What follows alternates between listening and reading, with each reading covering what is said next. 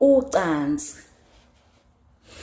Ucansi ila khona abantu ababili abaganeneyo. Khuluma ngabaganile.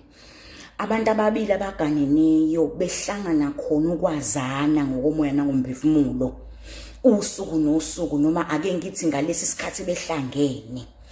Into edala ukuthi ngithi kuyistudy sosuku nosuku ingoba uma ngabubuza upartner wakho uzokutshela ukuthi ucansi olwenziwe Friday alifani nocansi olwenziwe last week. Ke kuthi uma ngabe sekuqediwe ebese ethi awumadlamini ngathi namhlanje ubuyisivuthe ubuye helicopter nawe uncomo umyeni wakho ukuthi awucha kodwa namhlanje baba engathi impela ubuyisipikile. Engathi namhlanje ubuyimvukuzane bengithi ngikubamba lapha ube lapha ya ngithi ngikubamba lapha impela nje ubuyingungumbane uvukuza nje uvukuza.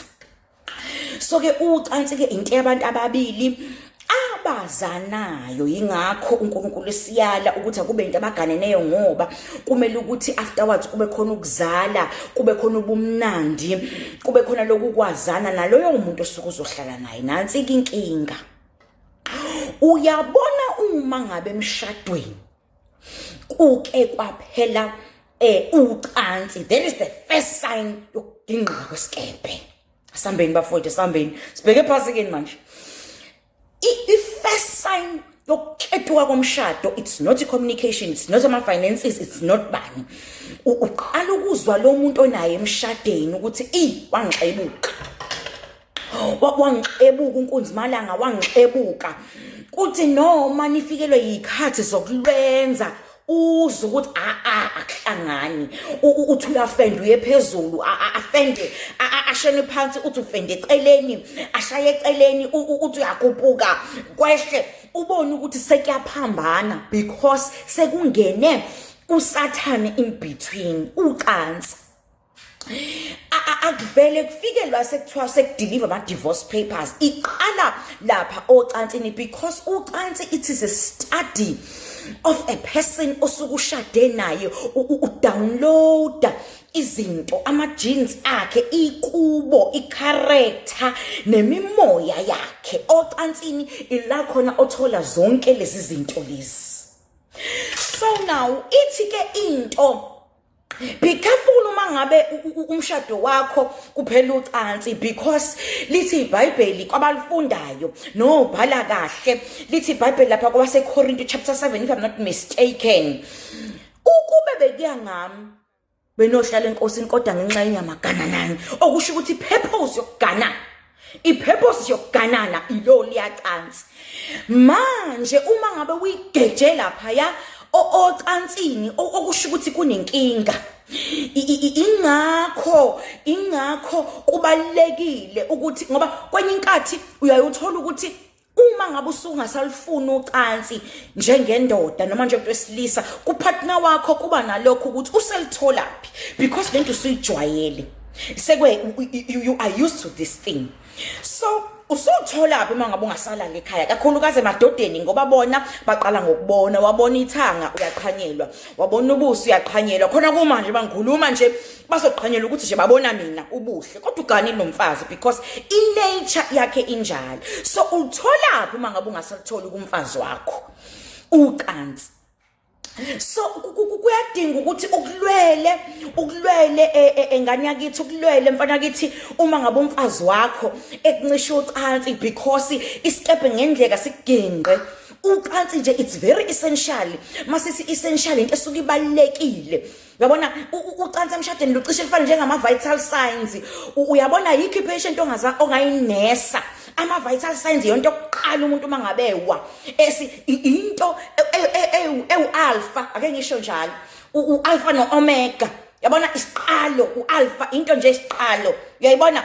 So now lolu ucansi oselishoda emzini wakho ingozi wena engathi njengoba kuye phasikeni nje inyembezi zakho zingathi ukujula because once umfazi wakuncisha ucansi noma indoda yakuncisha ucansi emshadweni kune danger lapho and ama high possibilities athi vele umshado wenu uya kwi crack Yabona njengoba seninale emakameni ahlukene nje seningasalalani sekunengozi ngoba kungenzeka ukuthi besides izifo besides ama finances besides inkinga ngikhuluma ngabantu ababili mina abancishana ucaca akho lutho kuukuthi nje omunye usebona omunye noma omunye akasathanda omunye ngoba nocansi alivuka umuntu ongasamthandi ngizama ukuveza ukubaleka kocansi emshadweni ukuthi ucansi lufana njenge-shelter namanzi enibani no-breathing.